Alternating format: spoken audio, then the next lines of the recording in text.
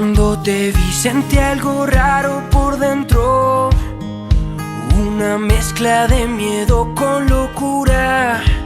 Y tu mirada me juro que si te pierdo, habré perdido la más grande fortuna. No sé nada de tu historia ni de tu filosofía. Hoy te escribo sin pensar y sin ortografía,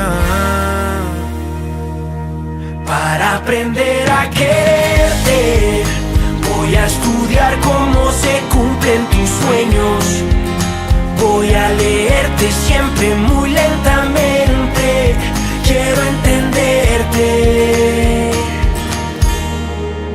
Cuando te vi tuve un buen presentimiento, de esos que llegan una vez en la vida. Quiero tenerte aunque sea solo un momento, y si me dejas tal vez todos los días. No sé nada